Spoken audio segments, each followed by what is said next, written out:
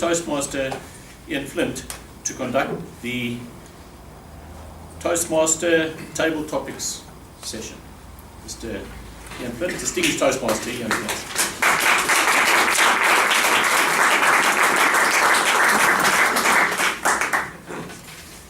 Toastmaster, distinguished guests, ladies and gentlemen. Yes, indeed, it sounds like it's a rather difficult act to follow here, but let me see what I can do. The table topics session, a little bit more relaxed than what we've been this evening. Table topics session, the opportunity for us to practice what is called speaking off the cuff, extemporaneously speaking, all sorts of things where we do not have the opportunity to practice what we're going to say. And really, we do this within Toastmasters to practice communication skills, because every day, I'm sure you'll agree, even picking up the phone, we're speaking to someone and not sure what we are going to say or who we're speaking to.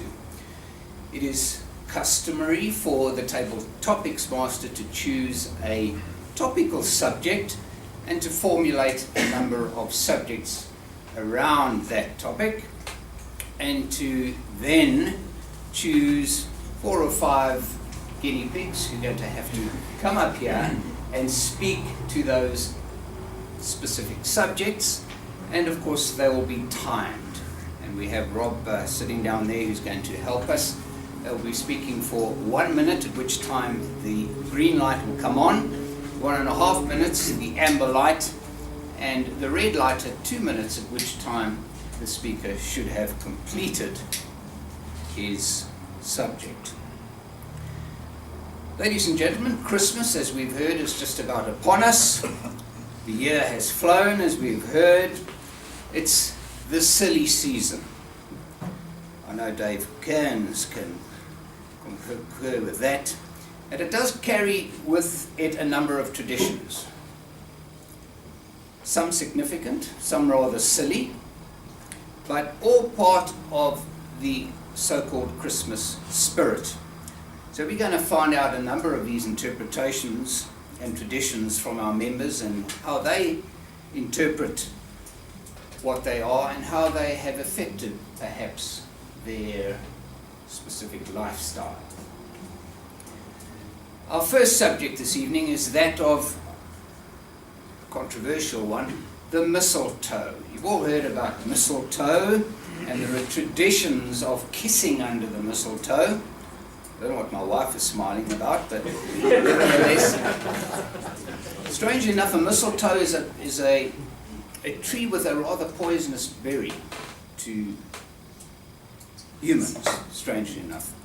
But the tradition of kissing under the mistletoe, we're going to find out, has he ever done it, and what in fact it all means. Would you please welcome, ladies and gentlemen, Mr. Ab Volkerman.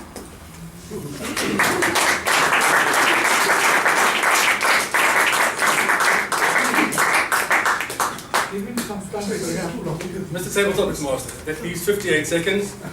We're down to 56 by now. Kissing under the mistletoe. Kissing, yes. Have I missed kisses? Yes. Toes? No. I don't have toes. So I missed those toes. Have you kissed under toes before? I would not recommend that. Have you kissed toes before? Yes, not bad. For Christmas or in winter. I love that as well. What do I plan to do next year? To grow my toes. Do you know what prostheses are? That's the plural for prosthesis. Is for Christmas to pray for those little things to grow on longer. Do any of you recall the film called Piano? Where the middle finger was cut off as punishment for having a love affair with the piano's owner. I plan to do the same. You get these little hoods as a kid. When I used to do sewing, we also did gardening in the primary school. We got these little fingers that you put over your, these caps that you put over your finger. Today they're probably called condoms, but in those days they were tin. And I've really got 8 of those, and I'm planning to put 8 on what's remained of these stumps onto which we're staring. And then once I have 10, Christmas 2012, then I will have the perfect Christmas. And I will not miss the toes. Mr. Table Top.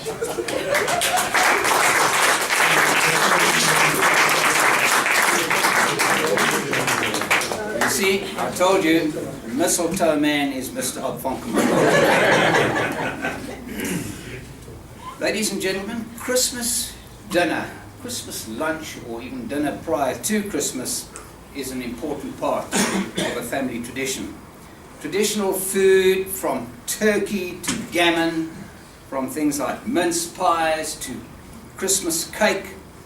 How do you and your family celebrate Christmas from a culinary perspective? So I thought no one better to share that particular subject with us this evening than Herr Fritz Morrison.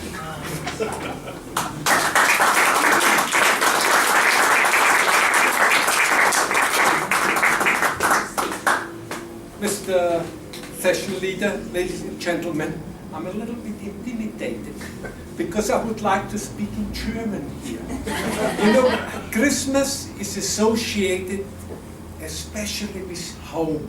And never mind how long you live in any other country, you always remember your childhood. Tradition. Remember that musical? Tradition. It is something you cannot forget.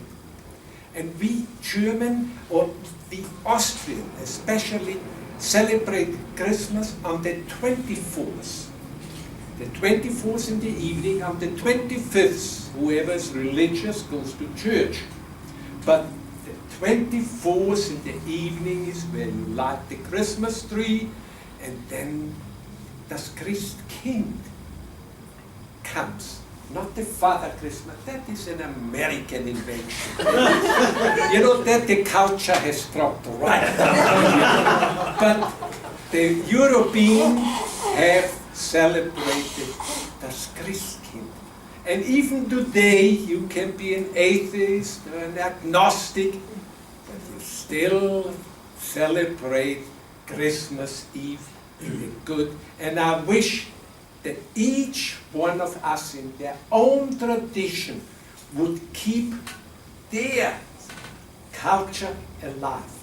Only then do we eventually know where we come from, where we belong. Mr. Session Leader.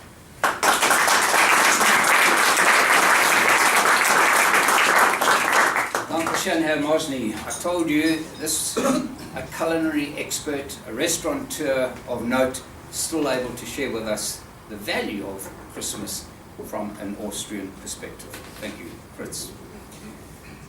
This time of the year is also the opportunity for most of us to go on holidays. Christmas holidays, where we go along with our families to some resort, usually the coast, and celebrate Christmas in that way. Holidays, of course, always reminds me, and I think some of the more senior Toastmasters here, depending on the situation, whether my wife is present or not, a holiday is an important thing because she met me in a travel agency. She was looking for a holiday and I was the last resort.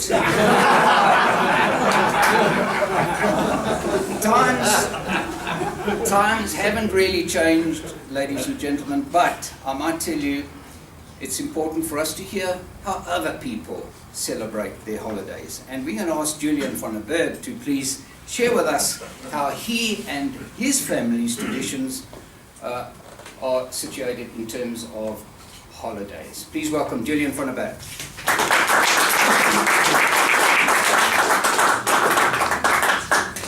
Thank you, Mr. Session Leader. I was trying to avoid eye contact. My strong part is not table topics. However, growing up, holidays always had a special meaning to me. Particularly one holiday that we went on. We went to Mems and Toti, and those years my dad worked for the bank, and they owned these block of flats. So we got flats fairly cheap, and we went down there. And my stepmom was a very beautiful woman. Well, she still is. And but that was still the old South Africa. And she got a bit of a tan. And she was lying on the beach, and the police actually came up to her and asked her for her ID book. And she was a bit offended by that. But further on during this whole holiday, she bought this lovely bikini. And my dad was very impressed, and so was I. And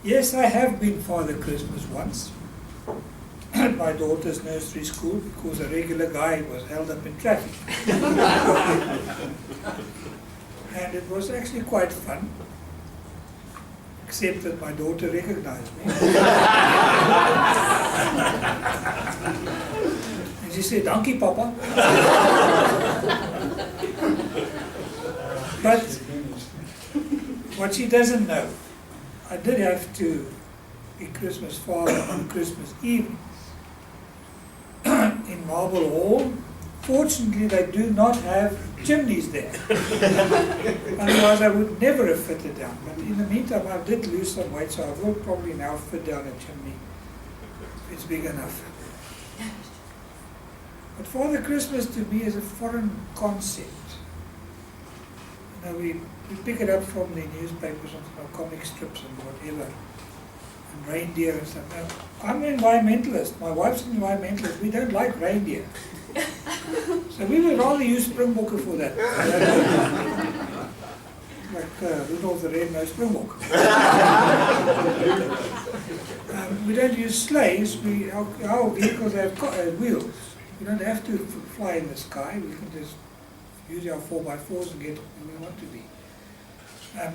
So if I ever have to be a Father Christmas again, I will not ride in a sleigh. I will not go down a chimney. I will use springbok, probably in a pot. Because I expect that's what's going to happen this year. We're going to make a potjie, and we'll invite Fritz to come and eat, because he didn't speak about his topic at all. Mr. Toastmaster.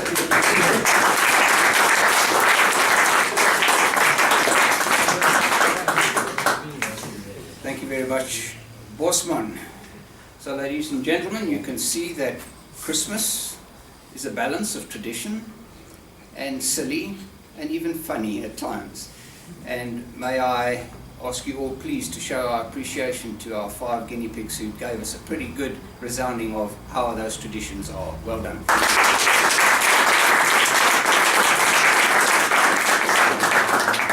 Mr. Toastmaster, that concludes my topic master session for the evening. Mr. Toastmaster.